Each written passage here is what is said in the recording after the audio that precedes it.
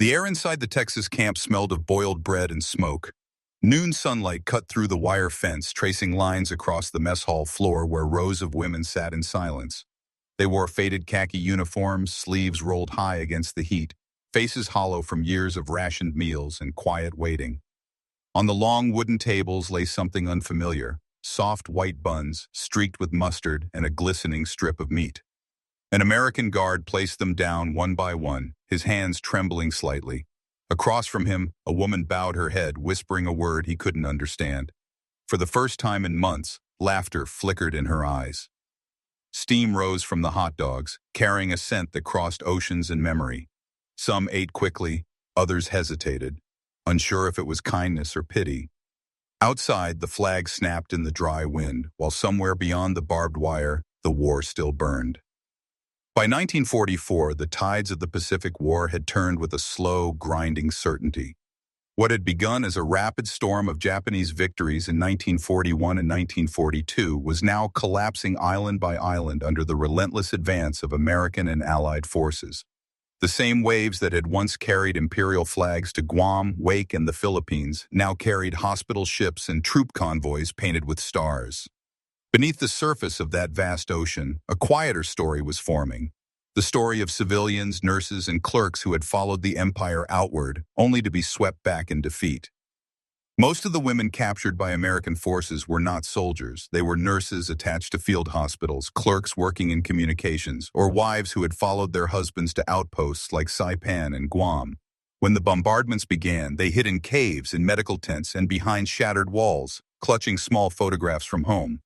Some had believed the stories told by their government that capture meant dishonor, that Allied troops would show no mercy. But the reality when it came was both harsher and more human than propaganda could prepare them for. When U.S. Marines took Saipan in July 1944, they found hundreds of wounded civilians and medical staff scattered among the ruins. Among them were several dozen Japanese women, exhausted, malnourished, terrified. Many refused medical help at first, bowing low, weeping, some even begging to be left behind. The war had stripped them of the world they once knew, and now even survival felt like betrayal. American medics, unsure how to approach them, offered water and bandages in silence. It was the first fragile moment of contact between enemies who no longer knew what victory meant. From Saipan and Guam, the prisoners were moved to secure holding areas in Hawaii and eventually to camps on the U.S. mainland. The Geneva Conventions technically applied, but the circumstances were unlike any previous war. Women, especially civilian detainees, occupied a strange space between military necessity and moral curiosity. They were not enemy combatants, yet they carried the shadow of the empire that had attacked Pearl Harbor. Their arrival on American soil raised questions few officers had considered. What did it mean to treat the enemy's women with dignity when the men were still dying overseas?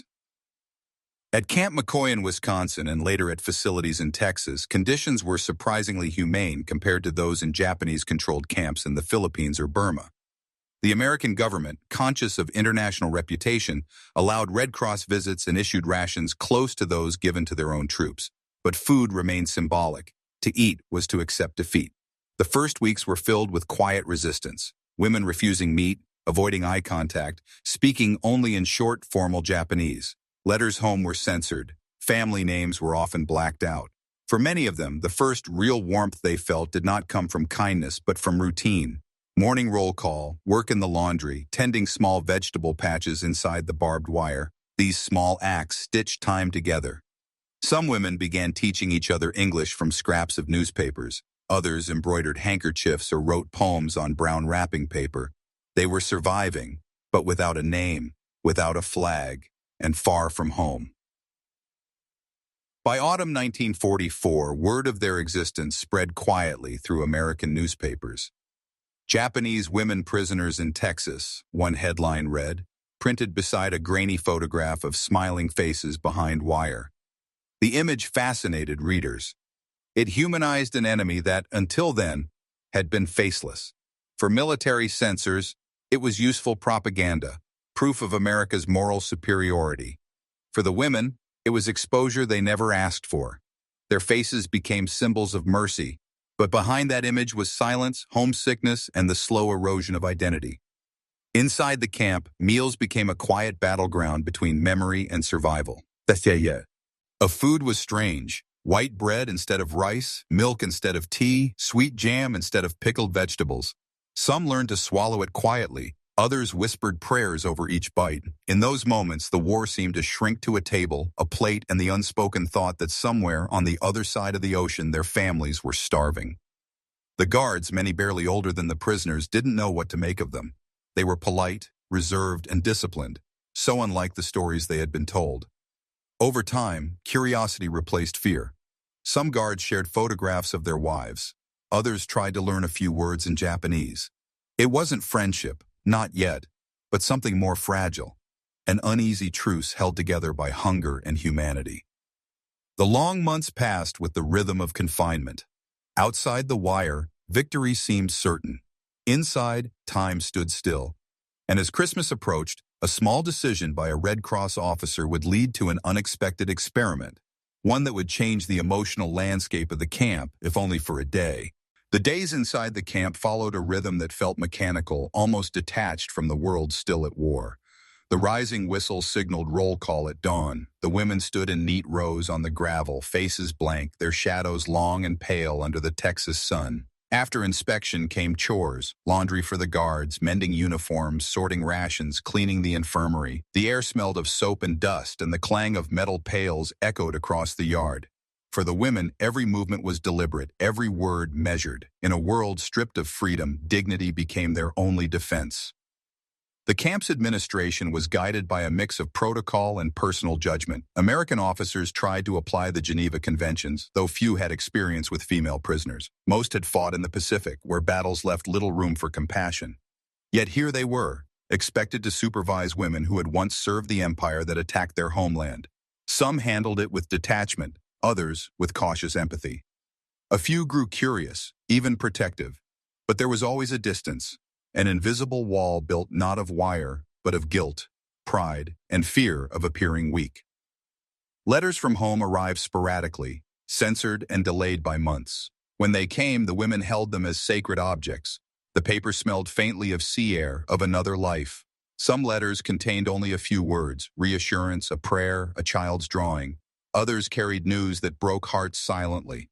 A brother lost in Manila, a husband missing at sea. Grief was private. It was shared through gestures, a quiet hand on a shoulder, a bow, a shared tear that never reached the ground.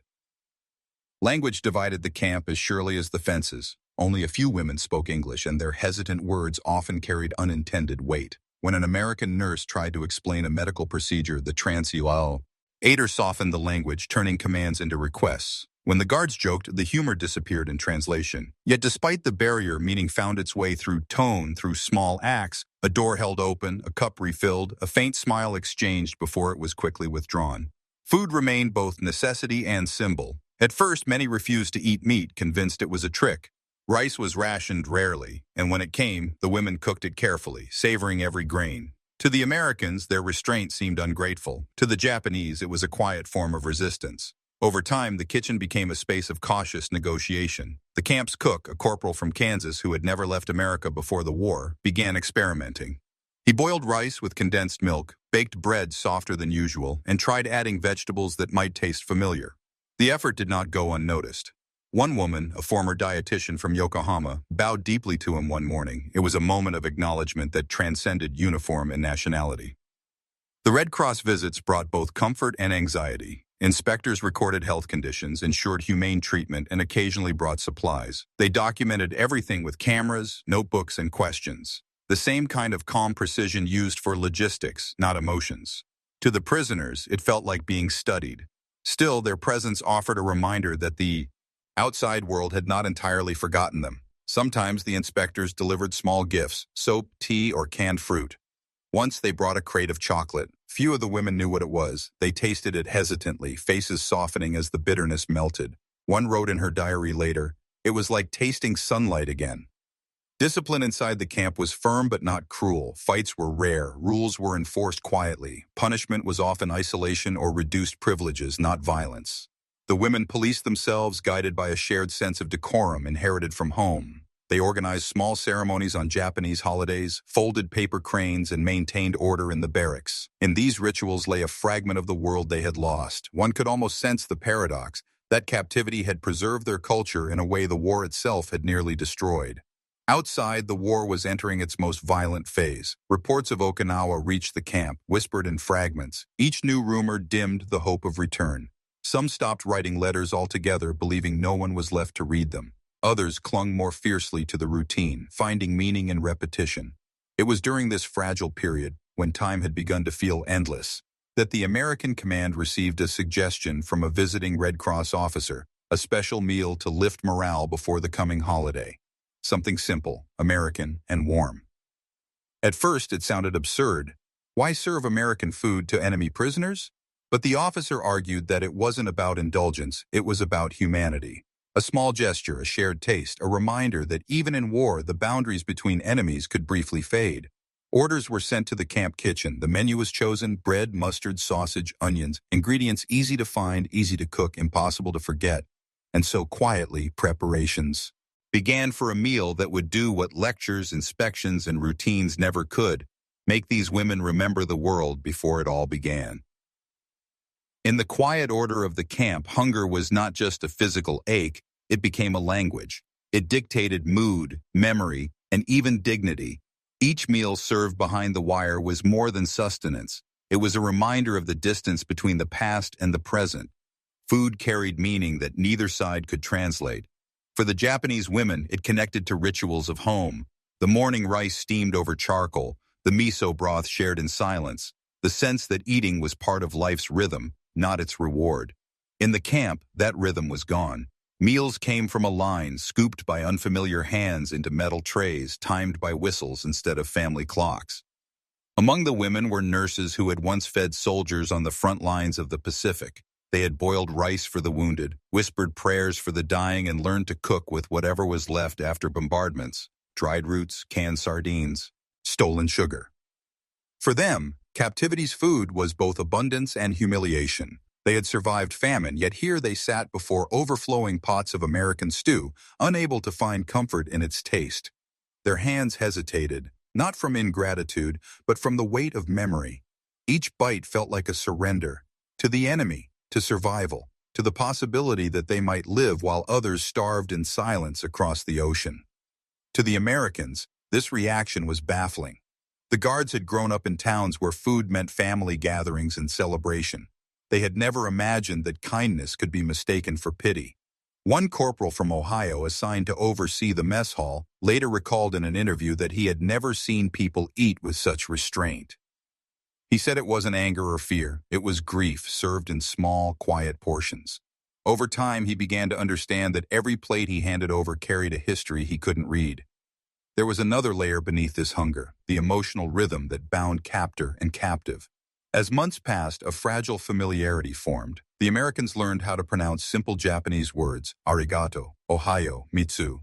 The women, in turn, began responding in English phrases stitched together from listening. It was not friendship, but something subtler, the soft erosion of enemy lines in the face of routine humanity. One evening, after a rainstorm, a guard offered his raincoat to a woman returning from laundry duty. She bowed deeply, returned it folded the next morning, and left a small origami bird on his chair. Neither spoke of it again. The bird remained there until the war's end. Inside the barracks, nostalgia became a form of survival. The women shared memories in whispers at night, of lantern festivals, of the smell of tatami mats after summer rain, of laughter carried through sliding doors. They recreated songs from childhood, humming them softly to drown out homesickness.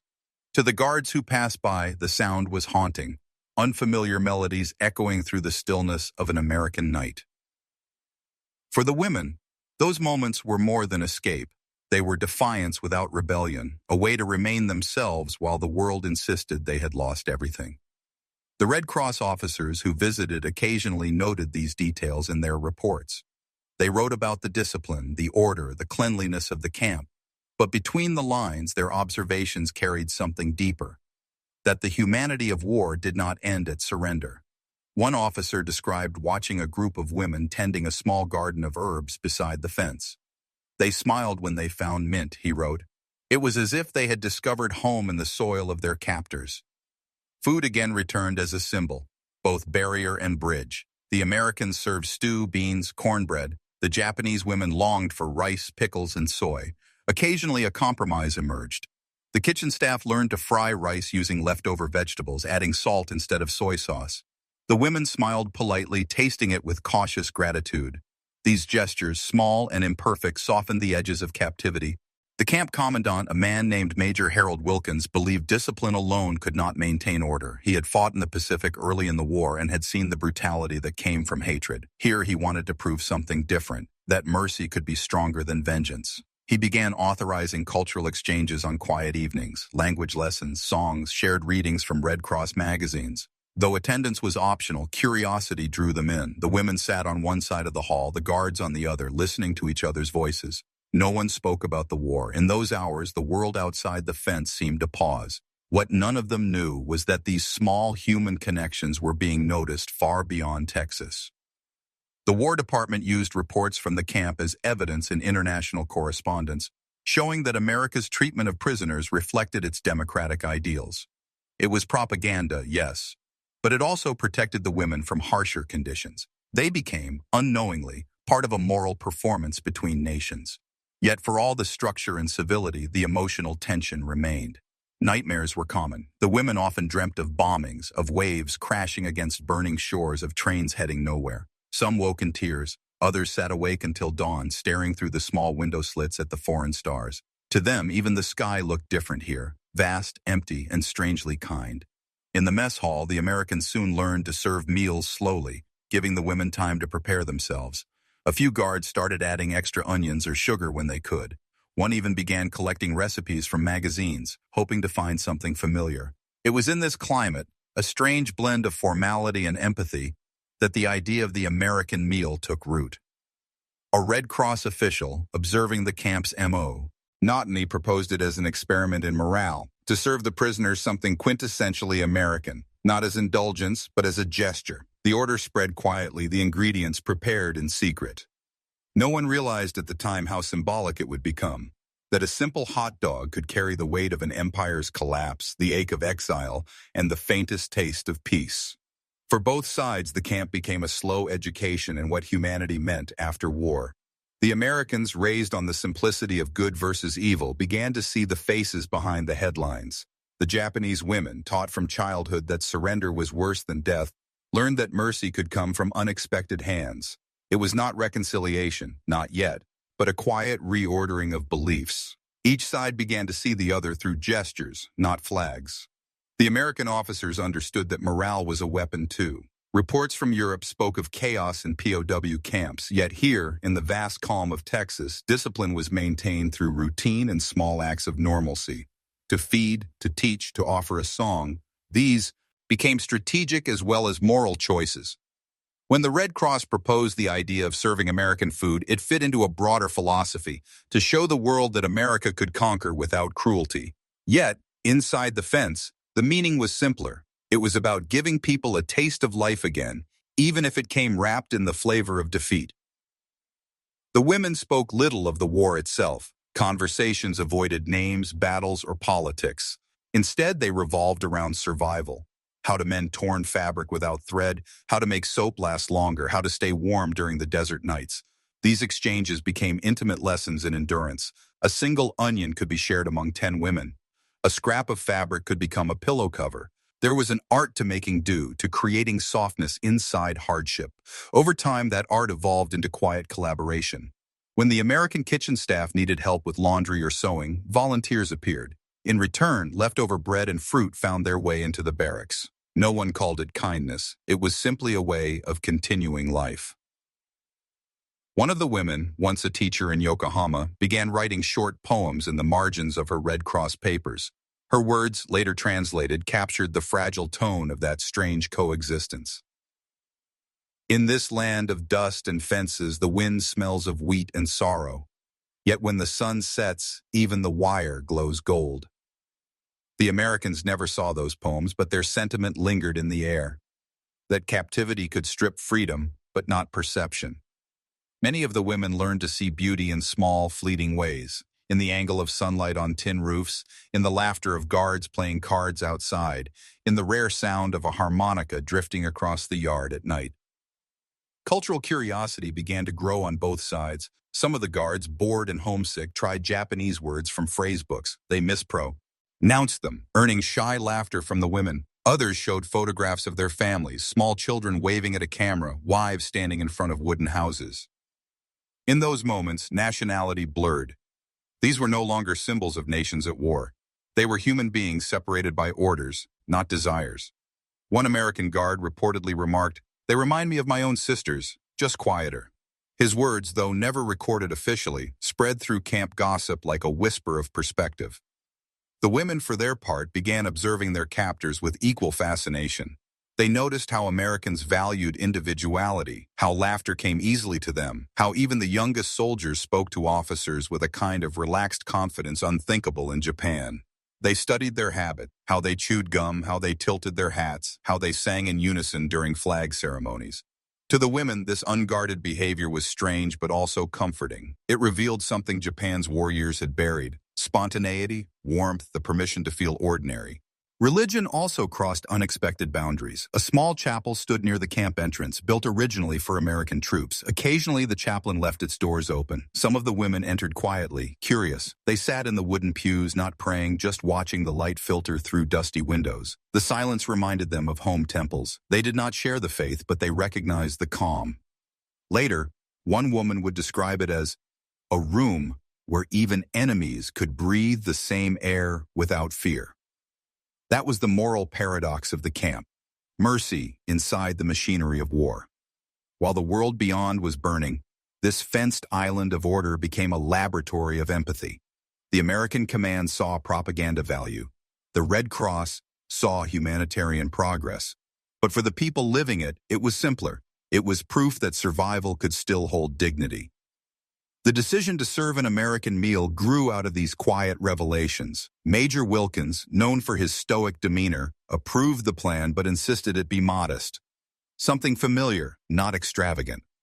The Red Cross agreed. They proposed the simplest American dish possible, one that symbolized comfort, not victory: hot dogs. It sounded almost childish in the context of war: bread, sausage, mustard. But that simplicity was the point. A meal that required no explanation, no hierarchy, no translation. When the kitchen staff heard the order, they laughed at first. Serving hot dogs to Japanese prisoners seemed absurd. Yet, as they prepared the ingredients, a strange reverence took hold. They boiled the sausages carefully, lined up the buns, and laid them out with the precision of an offering. Even the guards seemed aware that this was more than lunch. It was an experiment in humanity, one whose result no one could predict. The women heard of the meal the night before. Some dismissed it, others whispered curiosity. A few feared mockery, remembering how propaganda had painted Americans as cruel. But morning arrived with the smell of something warm, rich, and oddly nostalgic. Steam drifted through the barracks, and for the first time in months, the camp felt alive with anticipation. No one knew yet that this simple food would awaken memories too deep for words, that a hot dog could become a bridge between two lost worlds. The morning of the meal began like any other: the same whistle, the same dust rising over the barracks, the same neat lines of women standing under the pale sky. But there was something different in the air, a faint smell of smoke and bread drifting from the mess hall long before breakfast was called. The women noticed it immediately. It was not the usual stew or porridge. It was sharper, unfamiliar, almost festive. A few exchanged glances, others said nothing. After months of repetition, even a new scent could feel like disruption. In the kitchen, the Americans moved with quiet purpose. The Red Cross officer, clipboard in hand, watched the preparations with the precision of a scientist. The cooks boiled sausages in rows, their surfaces glistening in the steam. Buns were lined up on trays, soft and white, waiting to be filled. Mustard was stirred in metal bowls, its bright color strangely cheerful against the dull walls. One of the soldiers, a farm boy from Iowa, hummed as he worked, a small, steady tune that seemed out of place among prisoners and wire. For a moment, it felt like Sunday back home. When the bell finally rang, the women filed into the mess hall, their wooden clogs tapping in rhythm on the floor. The room was larger than it seemed from outside, its walls painted a faded cream, its air heavy with heat and anticipation. Rows of tables stood ready. On each one, tin plates waited like silent invitations. The guards stood along the edges, not with rifles, but with trays. The Red Cross officer nodded to the head cook, and the first plate was served. A hush spread instantly. On the plate lay something simple, a bun, a sausage, a thin line of mustard. The women stared at it as if it were an artifact, not food. A few whispered softly. The smell was warm, sweet, and smoky all at once. One woman reached out hesitant, touching the bread with the tips of her fingers. It was soft, freshly baked. Her hand trembled as she lifted it to her face. The scent pulled at something deep inside her. Not recognition, but memory. For a fleeting second, she was no longer in Texas. She was 12 years old again, standing beside her father at a street stall in Tokyo, watching steam rise from skewered fish cakes, the air filled with laughter and lantern light. Then the moment passed. The camp returned. The bread was foreign again. The noise of cutlery replaced the hum of memory. She took a bite, slow, uncertain. The texture was strange, too light, too sweet, but the warmth filled her chest. Around her, others followed, some cautiously, others with quiet hunger. Within minutes, the sound of eating filled the hall. Not joy, not comfort, but release. The Americans watched silently. They didn't speak, afraid to break the spell. For them, the meal had been a gesture, a small act of kindness meant to prove something to themselves, to the Red Cross, perhaps to history. But as they watched these women eat, the meaning shifted. They realized that compassion was heavier than command. One guard later wrote, "It was the first time I saw them smile without sadness behind it." For the prisoners, the meal carried layers of contradiction. The taste was foreign, but the warmth was human. It reminded them not of America, but of the world before the war. A world where food was shared without suspicion. As they ate, memories surfaced uninvited. The clatter of family dinners, the laughter of siblings, the smell of grilled fish by the harbor. Some women wept quietly, hiding their tears behind their hands. Others stared at their plates, unable to eat at all. The emotional distance between past and present had collapsed into a single bite. Outside, the wind carried the scent of cooked meat across the camp, drifting past the fence, over the guard posts, and into the open fields. Soldiers on duty turned their heads, drawn by the unfamiliar smell. For them, it was ordinary, food they had eaten since childhood. But here, inside the wire, it became something sacred. The line between captor and captive blurred in the haze of heat and smoke. After the meal, a strange silence settled. No one spoke for several minutes. The Red Cross officer noted reactions in his report. Mixed emotions, visible gratitude, some tears. But his words missed what truly happened. The silence was not confusion, it was reflection. Each woman was somewhere else, lost in the sound of memory returning after too long buried. Even the guards, uncertain what to do, lowered their eyes. Then quietly, one of the prisoners stood up. She was older, her hair streaked with gray, her hands calloused from labor. She bowed deeply toward the Americans at the door.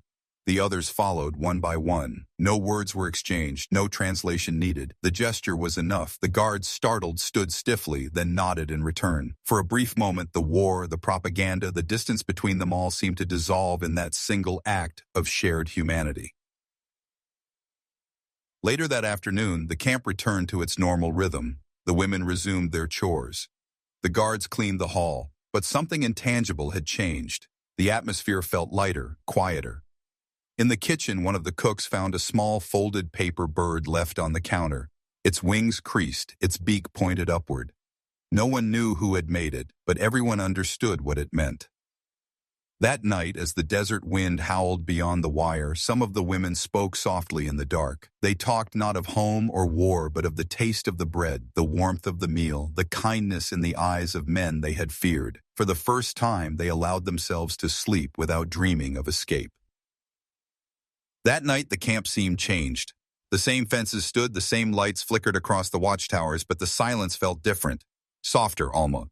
Scent reflective. The Americans on duty spoke quietly, their voices carrying traces of something uncertain. Some felt pride at the day's success. Others felt guilt they couldn't name. They had served food, not forgiveness, yet both sides had tasted something larger than survival.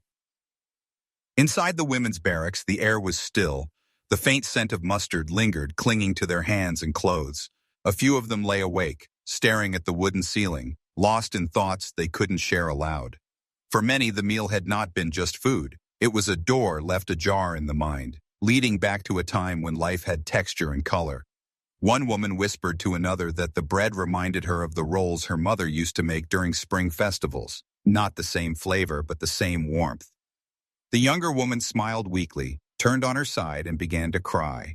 In another corner, two women exchanged words in low tones about the taste of the sausage, how strange it felt to eat meat seasoned in a way they didn't understand, how the heat filled their mouths differently from rice or broth. The conversation drifted into silence. There were no conclusions to draw, no lesson to extract, only the awareness that something had shifted inside them, fragile and unfamiliar. The next morning, a guard noticed several of the women cleaning the tables without being asked. They worked carefully, wiping every surface as if preparing for something sacred. When he asked why, one of them gestured toward the kitchen and simply said, "Thank you." The guard nodded, unsure what to say. Later, he told his commanding officer that it was the first time he'd ever been thanked by a prisoner. For days afterward, traces of that meal lingered like ghosts. The guards noticed the women seemed calmer, their eyes less distant. Some began to hum softly again during chores. The kitchen staff found themselves taking more care with daily meals, adding a little salt, a little warmth, even when no one would notice. The act of serving had changed them too. One cook, who had lost a brother at Pearl Harbor, admitted in a letter home that he no longer knew how to hate people he had seen weep over food. The Red Cross officer filed his report with meticulous precision. He wrote of improved morale, demonstrated humanity, successful implementation of cultural exchange. But behind those official words lay something far less clinical, the realization that small gestures could wound or heal more deeply than orders. The report made its way through channels, cited in diplomatic correspondence and later in post-war reviews, yet no document captured what it truly meant to watch former enemies share silence and warmth at the same table.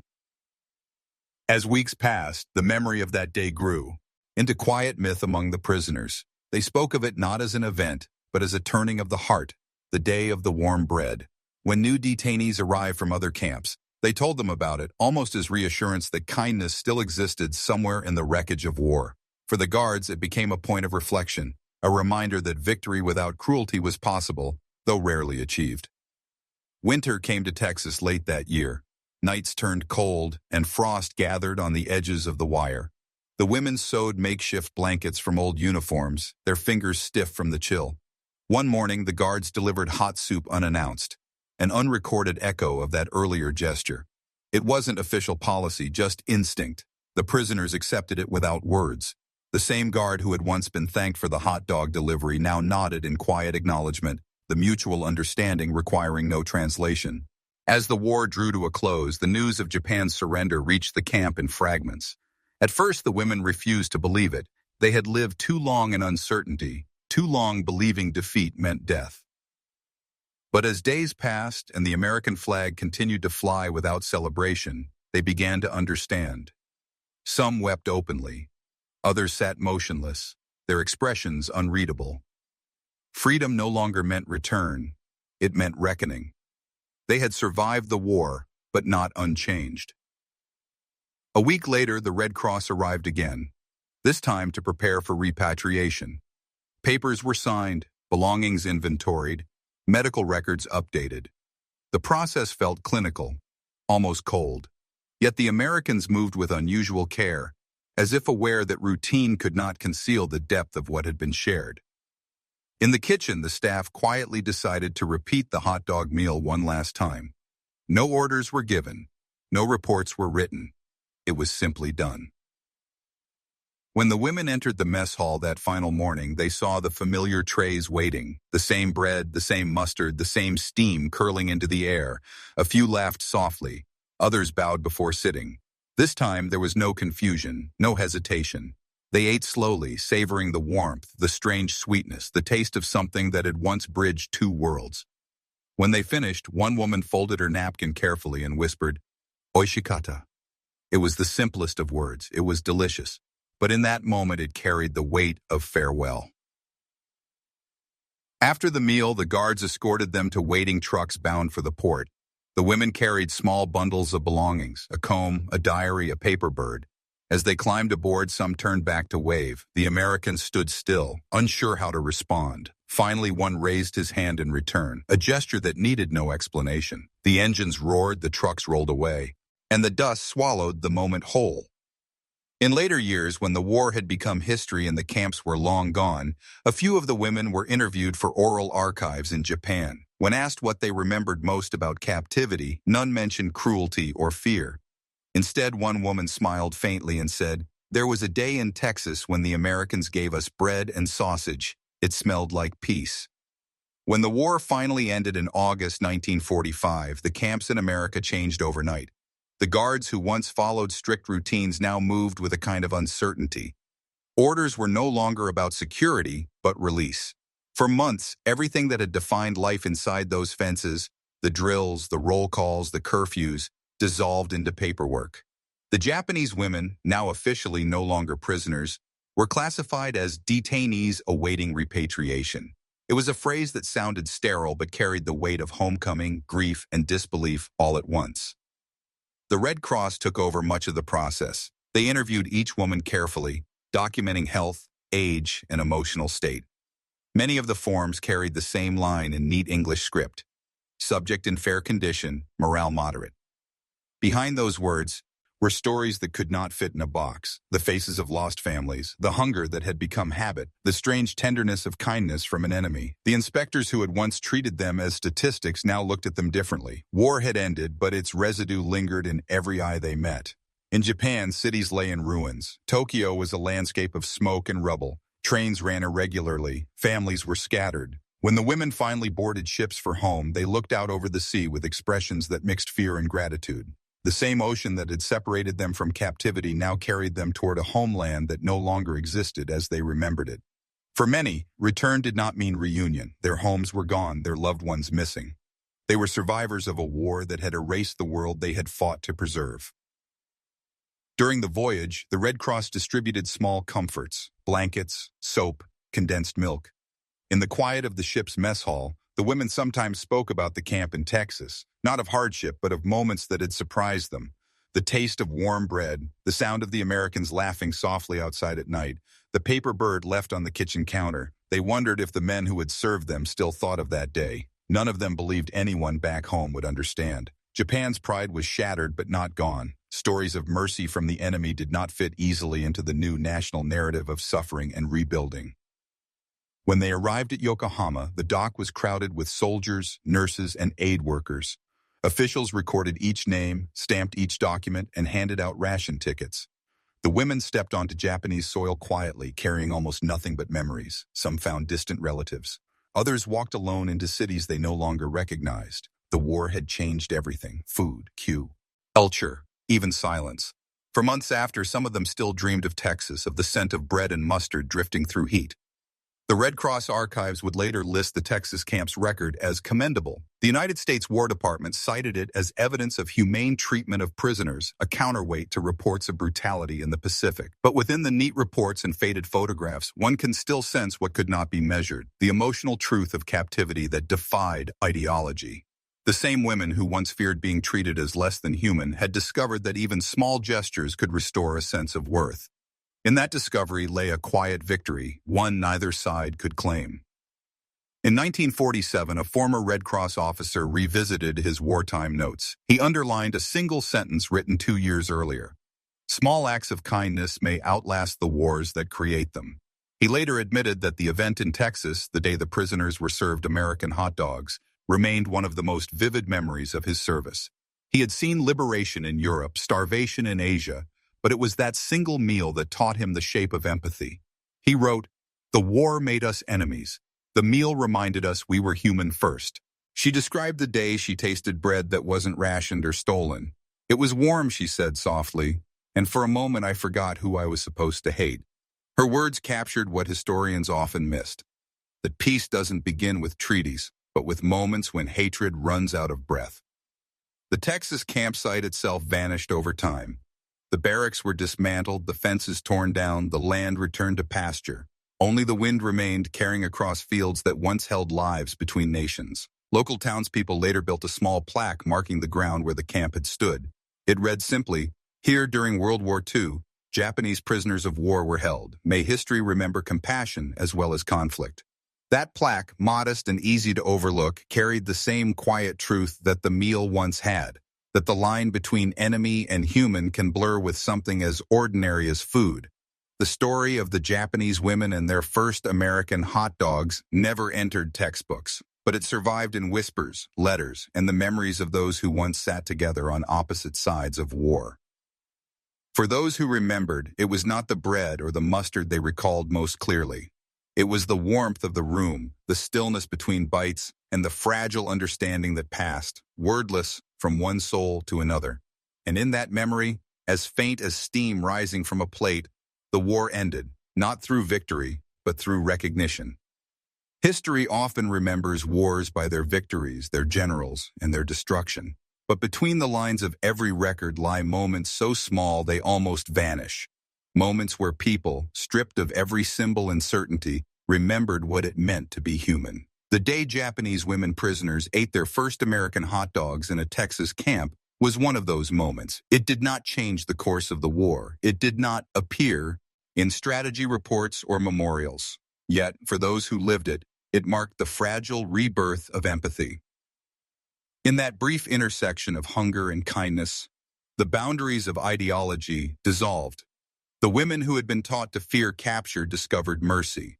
The soldiers who had been trained to hate discovered tenderness. Each side, without meaning to, reminded the other that compassion is not loyalty. It is survival of the spirit.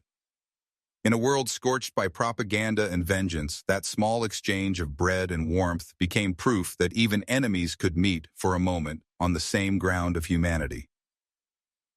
Decades later, the story feels impossibly quiet against the noise of history. But its silence is its power. No declarations, no grand gestures, just a meal, a gesture, a memory. It stands as a reminder that history's deepest lessons often hide in the ordinary. Wars end in treaties, but peace begins in acts too humble to record. For decades, that story remained buried in archives, overshadowed by grander narratives of victory and loss. But in the private memories of those who lived it, the event endured, a quiet proof that even in the architecture of conflict, compassion can find a way to exist. In post-war Japan, memory became a battlefield of its own. The ruins of Tokyo filled with stories of survival and silence, but not all memories found a place to belong. The women who had been prisoners in America rarely spoke of their experience. Some feared shame, others, disbelief. The idea that Americans could have treated them humanely felt like an unwanted contradiction in a country still piecing together its wounds. Yet in private, they remembered. Some kept diaries hidden in drawers. Others wrote letters that were never sent.